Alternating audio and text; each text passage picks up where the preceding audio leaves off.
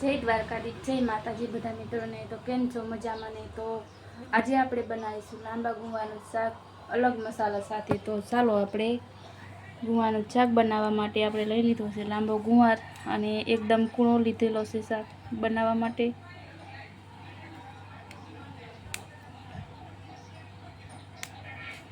તો આપણે ગુવારને પહેલાં તો ધોઈ લઈશું।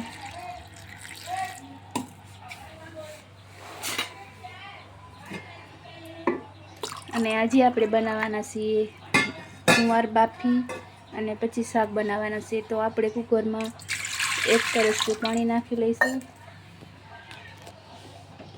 અને ગેસ ચાલુ કરીને આપણે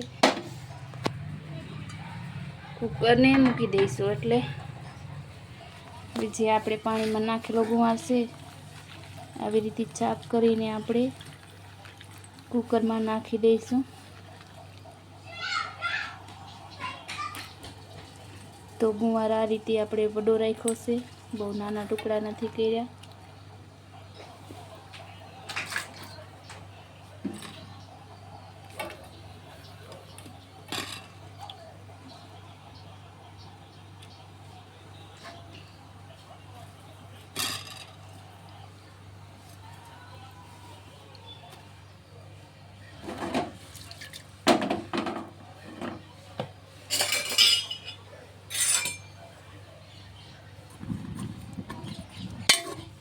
આપણે વધારે પાણી નથી નાખવાનું, બસ 1 કળશ પાણી નાખવાનું છે।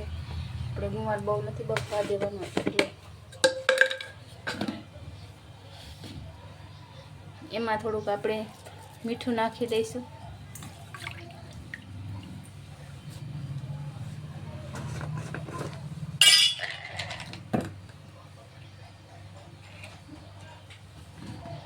અને થોડીક હળદર નાખી દઈશું।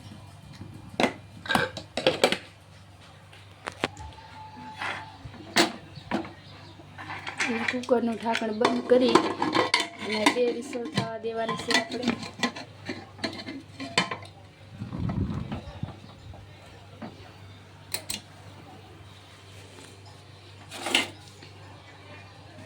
ગુવાર બફાય ત્યાં સુધીમાં આપણે બધા મસાલા કરી લઈએ। તો આપણે બીજી તપેલી લઈ લીધી છે, એમાં આપણે નાખીશું થોડાક મુઠ્ઠી 1 સિંગદાણા। આપણે આજે ગુવારનું શાક રેસીપી છે અને નવા મસાલા સાથે બધી આપણે ગુવારનું શાક બનાવવાનું છે।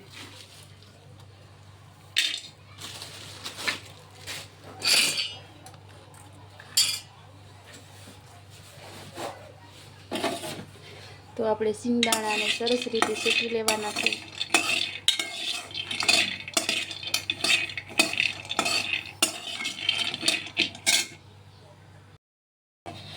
તો આપણા સિંગદાણા સરસ રીતે શેકાઈ ગયા છે, જોઈ શકો છો કે સરસ રીતે આપણા સિંગદાણા શેકાઈ ગયા। તો ગેસ બંધ કરીને આપણે એમાં ઘડીક વાર ઠરવા દેવાના છે।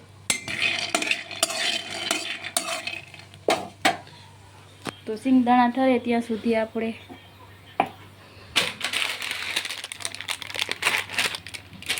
બીજો મસાલો કરી લઈએ। આપણે લઈ લીધી છે સેવ।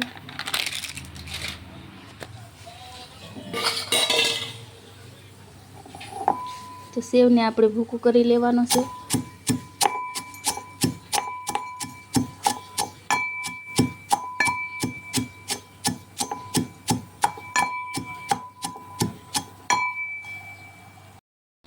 તો સરસ રીતે આપણે સેવને ભૂકો કરી લીધો છે અને આપણે 2 સેકન્ડ એને આપણે છોતરી કાઢી લીધી છે, જોઈ શકો છો।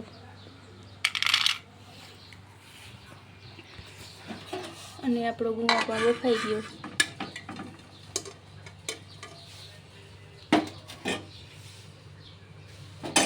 તો આપણે ગુવાર બહુ નથી બફાવા દેવાનો, એટલો બફાવા દેવાનો છે।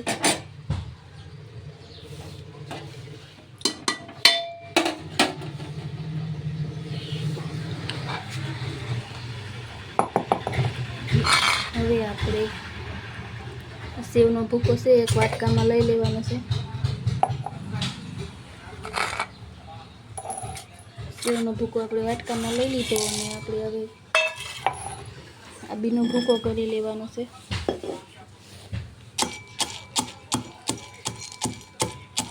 બીનો ભૂકો આપણે હાવ ઝીણો કરવાનો છે સરસ રીતે.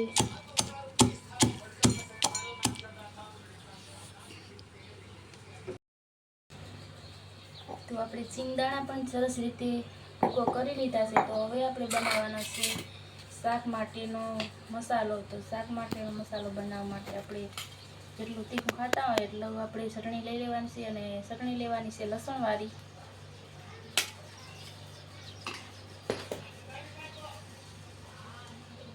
બે ચમચી આપણે ધાણા જીરું પાવડર લઈ લેવાનો છે. અડધી ચમચી જેટલી હળદર, અને આપણે સ્વાદ પ્રમાણે મીઠું. આપણે ગુવાર બાફવામાં પણ થોડું મીઠું નાખીશું.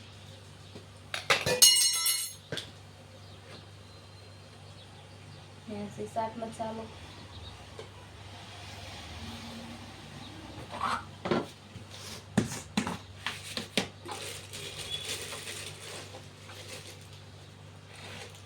એક ચમચી આપણે ખાંડ નાખી દેવાની છે.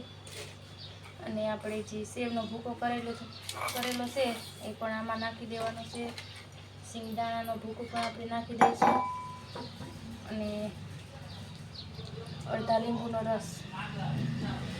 તો આ રીતે શાક બનાવશો તો બહુ સ્વાદિષ્ટ બને છે, અને ઘરમાં રહેતા મસાલા સાથે બની જશે આપણું સરસ શાક.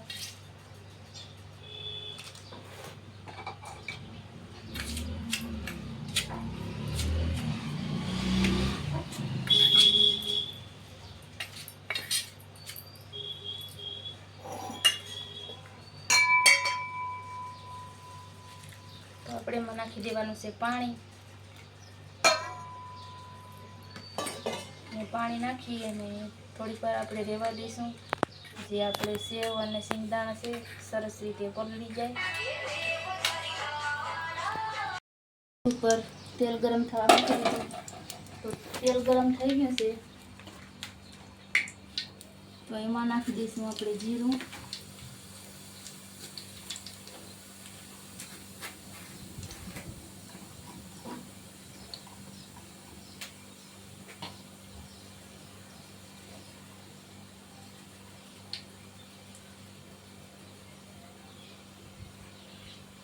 એક ચમચી જેટલી આપણે હિંગ નાખી દઈશું. જે આપણે આ બધું મસાલો પલાળીને રાખ્યો હતો એમાં આપણે થોડું પાણી નાખી દેવાનું છે. જે આપણે પાણી નાખ્યું એ બધું પૂરું થઈ ગયું એટલે આપણે થોડું આસો મસાલો કરી લેવાનો છે. અને આપણે હવે વઘાર કરી લઈશું.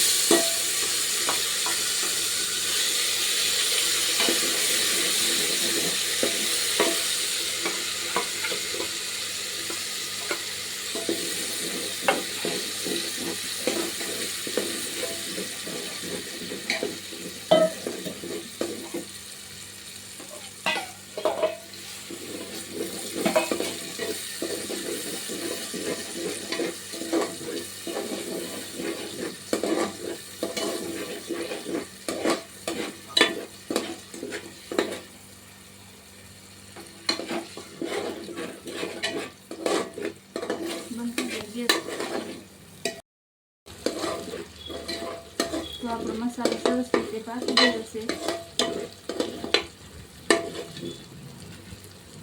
તો એમાં આપણે હવે જુવાર નાખી દઈશું.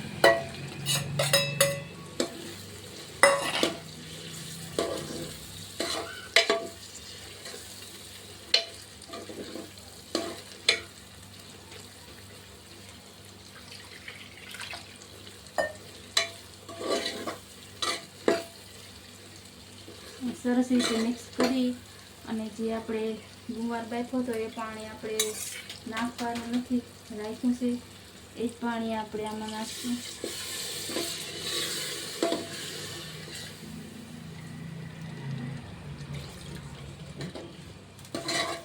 તો આપણે શાકને 20 મિનિટ સુધી સડવા દેવાનું છે. તો સરસ રીતે સડી જાય.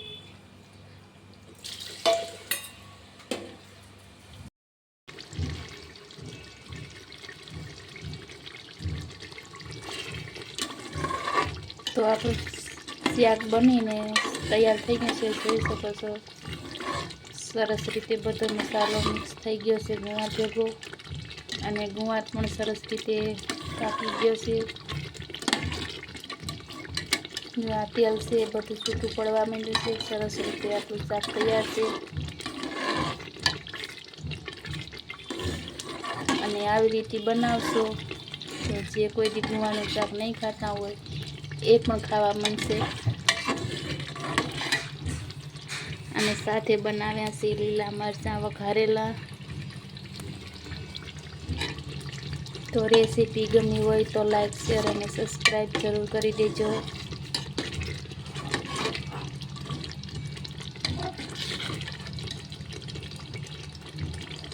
ફરી મળીશું આપણે નવા બ્લોગ સાથે.